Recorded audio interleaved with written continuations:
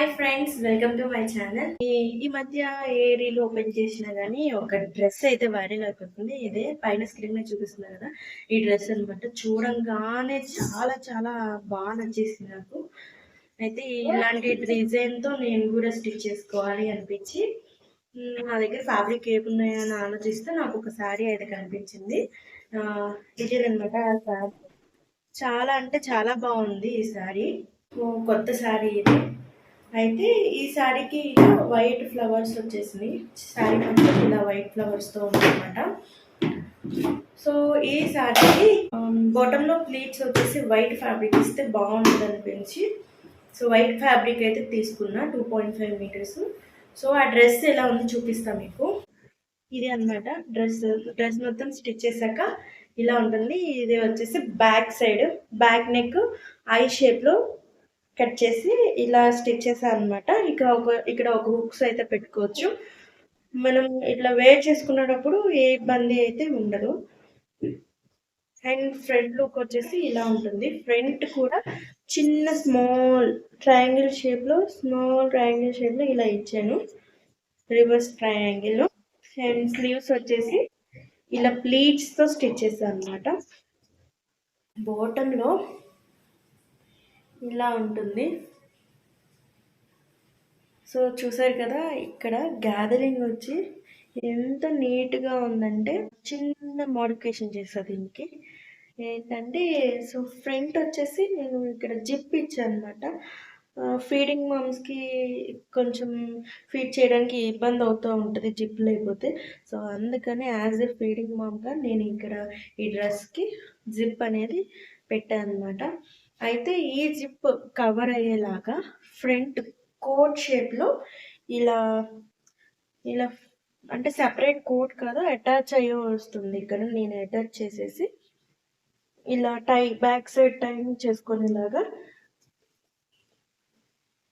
ఇచ్చానమాట. Back side టై చేసుకోవచ్చు. Actually dress వేసుకుంటే మీకు చాలా నీట్గా కనిపిస్తుంది. యాజ్ ఎ ఫీడింగ్ మామ్గా బేబీ ఇబ్బంది పడకూడదు, అండ్ మనం ఫీడ్ చేయడానికి మనకి ఇబ్బంది ఉండకూడదు అనమాట.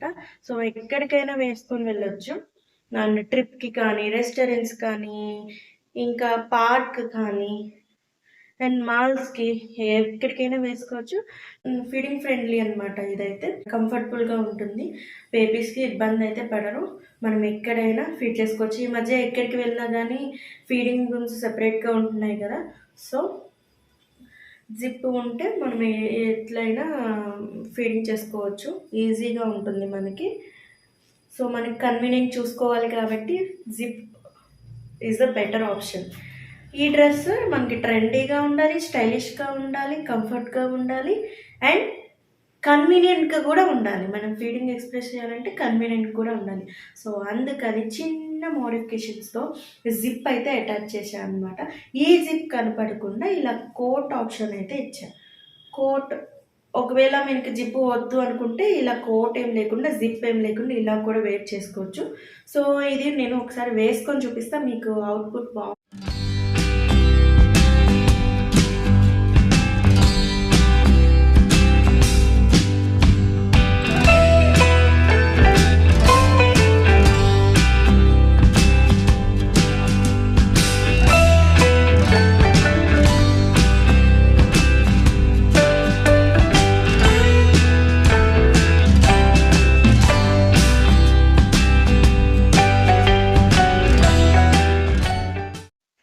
లైనింగ్ తీసుకొని లైనింగ్ని 2 ఫోల్డ్స్ వేసుకొని దాన్ని ట్రయాంగిల్ షేప్లో ఫోల్డ్ చేసుకోవాలి. క్లోజ్డ్ మన వైపు ఉంచుకొని ఓపెన్స్ మన ఆపోజిట్ సైడ్లో ఉంచుకోవాలి. ఇలా మొత్తం 4 ఫోల్డింగ్స్ వస్తాయి అన్నమాట. ఇక్కడ 10 ఇంచెస్ లీవ్ చేసేసి ఒక స్ట్రైట్ లైన్ డ్రా చేసి, మనం లైన్ డ్రా చేసిన దగ్గర నుంచి ఫ్రాక్ లెంత్ మనం ఎంతైతే లెంత్ తీసుకోవాలనుకుంటున్నామో అంత తీసుకోవాలి. నేను 36 ఇంచెస్ తీసుకుంటున్నా, ఖర్చుతో కలిపి 36 ఇంచెస్ అనమాట. ఒక స్ట్రైట్ లైన్ డ్రా చేసుకొని ఇప్పుడు షోల్డర్ వచ్చేసి 7 ఇంచెస్, ఆర్మ్ హోల్ 7 ఇంచెస్ తీసుకుంటున్నాము. నేను ఇక్కడ బోట్ నెక్ ప్యాటర్న్లో తీసుకుంటున్నా కాబట్టి 7 ఇంచెస్ తీసుకున్నా. లేదు అంటే నార్మల్గా 5.5 ఆర్ 6 ఇంచెస్ తీసుకోవచ్చు. నెక్ విడ్త్ వచ్చేసి 3.5, front neck length 3.5 inches. So ఇలా మార్క్ చేసుకున్న దాన్ని లైన్స్ డ్రా చేసుకోవాలి. ఇక్కడ ఆర్మ్ హోల్ కర్వ్ కోసం నేను 1.5 ఇంచెస్ మార్క్ చేసుకుంటున్నా. కర్వ్ డ్రా చేసుకొని చెస్ట్ లూజ్ వచ్చేసి 11 ఇంచెస్. నేను జిప్ వేస్తున్నా కాబట్టి 1 ఇంచ్ ఎక్స్ట్రానే తీసుకున్నా. 10 ఇంచెస్ అయితే 10+1 అండ్ 1.5 ఇంచ్ ఖర్చు కోసం. ఇక్కడ వేస్ట్ లెంత్ మార్క్ చేసుకోవాలి. వేస్ట్ లూజ్ కోసం వేస్ట్ లెంత్ మార్క్ చేసుకొని waste length 14.5 inches and hip length కూడా మార్క్ చేసుకోవాలి కాబట్టి 7 ఇంచెస్ తీసుకున్నా నేను. And waste loose 10 inches. నేను యాక్చువల్లీ 9 ఇంచెస్ ఉంది. 1 ఇంచ్ ఎక్స్ట్రా తీసుకుంటున్నా అండ్ 1.5 ఇంచ్ ఖర్చు కోసం అనమాట. హిప్ వచ్చేసి 12 ఇంచెస్ అండ్ 1.5 ఇంచెస్. కింద వచ్చేసరికి 16 ఇంచెస్ ప్లస్ 1.5 ఇంచెస్ విడ్త్ ఉండేలాగా తీసుకోవాలన్నమాట. మనం ఎలా అయితే మార్క్ చేసుకున్నామో అలా డ్రా చేసుకొని కటింగ్ అనేది చేసుకోవాలి. అది మీ మెజర్మెంట్స్ బట్టి మీరు ఇలా మార్క్ చేసుకుంటే చాలా పర్ఫెక్ట్గా అయితే మనం కటింగ్ చేసుకోవచ్చు. అండ్ నెక్ దగ్గర రౌండ్ ఇచ్చేసి కొంచెం ట్రయాంగిల్ షేప్లో వచ్చేలాగా రివర్స్ ట్రయాంగిల్ డ్రా చేసుకున్నా. అండ్ కింద మనకి కొంచెం కర్వ్ షేప్లో ఉండాలి కాబట్టి సో 1.5 ఇంచెస్ పైకి మార్క్ చేసుకొని చిన్న కర్వ్ షేప్లోగా డ్రా చేసుకున్నా. సో ఈ విధంగా కటింగ్ చేసుకొని front part separate and back part separate తీసుకొని ఫ్రంట్ పార్ట్లో ఆర్మ్ హోల్ డౌన్ చేసుకోవాలి. అది 1/2 ఇంచ్ కిందకి మార్క్ చేసుకొని కటింగ్ చేసుకోవాలి.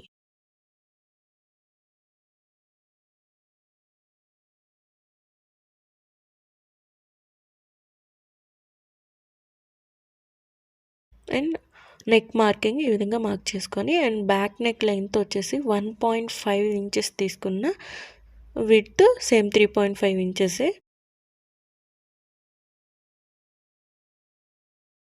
నెక్ లెంత్ 8 ఇంచెస్ ఉండేలా మార్క్ చేసుకొని చిన్న ఐ షేప్లో డ్రా చేసుకోవాలన్నమాట.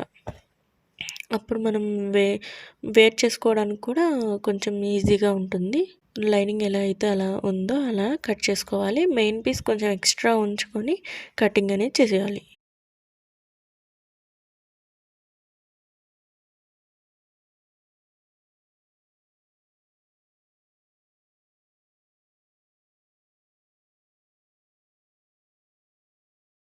ఇప్పుడు కింద ట్రయాంగిల్ షేప్లో మనం ప్లేట్స్ ఇచ్చాం కదా, సో అది ఎలా మార్క్ చేసుకోవాలో చూద్దాము.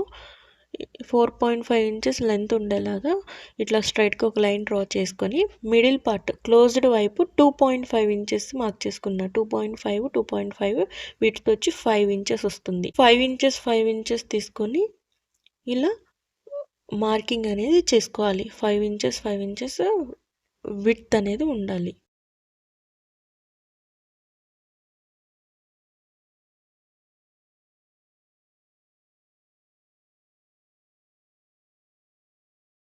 నేను వీడియోలో చూపించినట్టుగా ఇట్లా ట్రయాంగిల్ షేప్స్లో డ్రా చేసుకోవాలి. మెయిన్ ఫ్యాబ్రిక్లో ట్రయాంగిల్ షేప్ అనేది నేను కటింగ్ చేయలేదండి. ఎందుకంటే మనం స్టిచ్చింగ్ చేసేటప్పుడు కటింగ్ చేసుకున్నామంటే అది చాలా పర్ఫెక్ట్గా స్టిచ్చింగ్ అనేది వస్తుంది. ఓన్లీ లైనింగ్ మాత్రమే ఈ విధంగా కటింగ్ చేసుకోవాలి.